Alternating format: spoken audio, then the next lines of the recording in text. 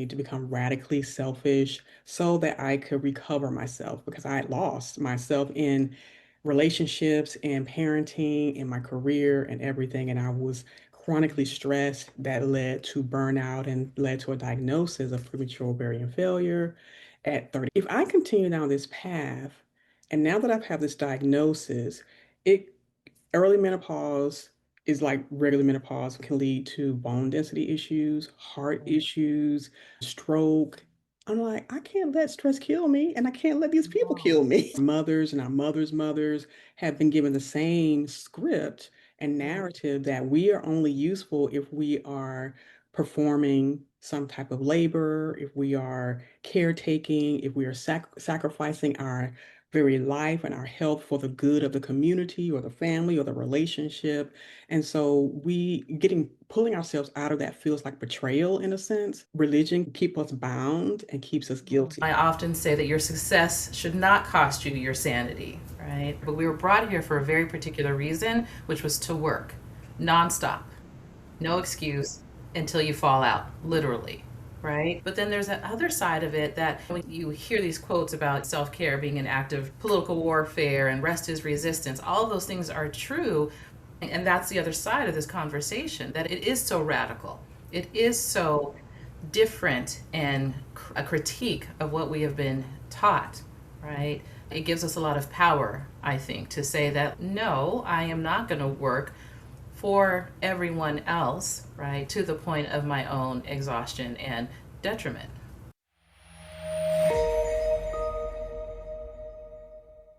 One of the things that I love about the work is being able to meet people where they're at. And just, I love watching the stories unfold where the narrative that has been placed upon us or told to us, it's not accurate most of the time. And so to be able to say, that's not me, and this is how I want to reintroduce myself is very powerful. So I love that. Because with self-care, when we think about it, it's almost like it's a punitive of what we're not doing for ourselves. So when we turn to self-care, it's usually when we are at like a place of burnout. Yes.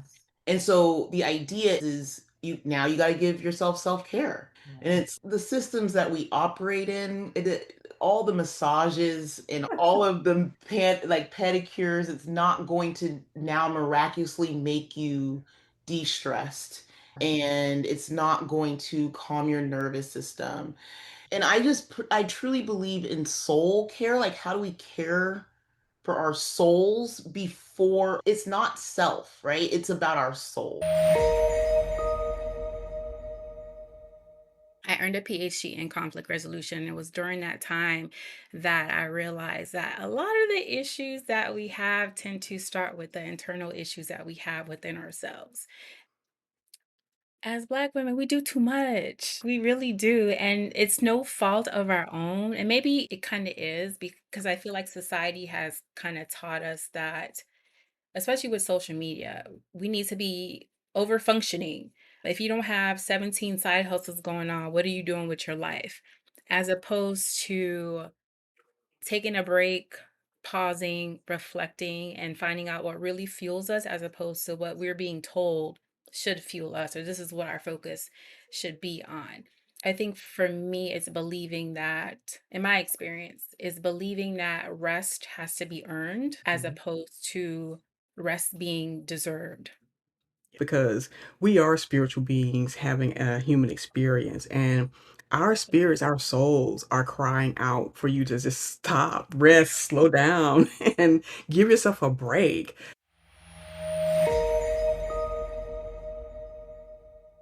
So we wear a lot of our trauma and we don't know that we're not releasing it. But when someone exposes it to you, it's like you have to pay attention. So that's why I'm like, self-care is the only care, and it leads you to self-care of self. And then once you start taking care of yourself, you want to help others take care of themselves because we heal in community.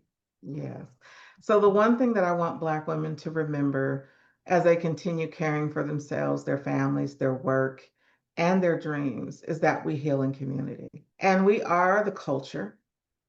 We as Black women, we are the culture. We're the blueprint. Yeah. And because of that, we have the power to change the narrative, the old narrative that has been given to us. And when we intentionally show up for ourselves, we create spaces for healing, restoration, and wholeness, not just for ourselves, but for future generations to come.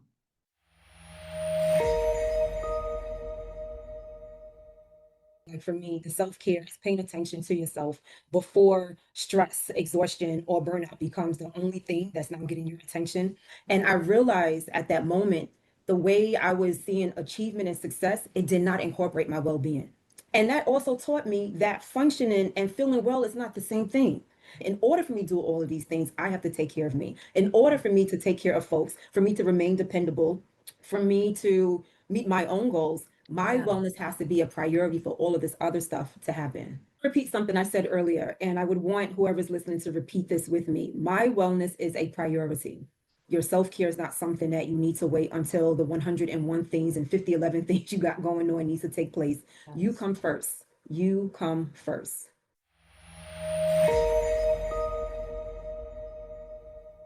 But I want Black women to realize, and I want them to realize that it's not selfish if you put yourself first. It's not selfish to set boundaries.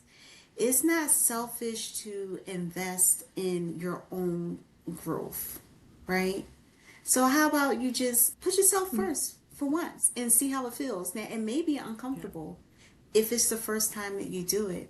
But if you keep doing it, if you keep building that muscle, it'll get easier over time. Absolutely. Your finances will affect your peace of mind. It will absolutely affect your stress levels, especially if you don't have enough.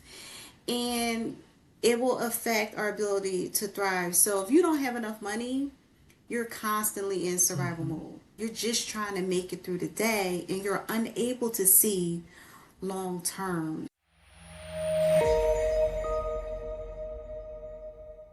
I mostly create spaces, opportunities for Black women, specifically centering them, making sure that they have the space to have an aha moment or breathe or rest, just be, right? Because I don't think that we get that a lot.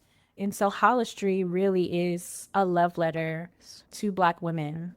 I want us to know through and through that there is safe spaces. There are opportunities for you to be all of who you are with no judgment, with care and intention. There are not enough opportunities for the world to see us at rest, to see us happy and joyful. And so I will do this work for the rest of my life because I don't think there will ever be enough space for us. The world is already hard on us. We don't need to be any harder.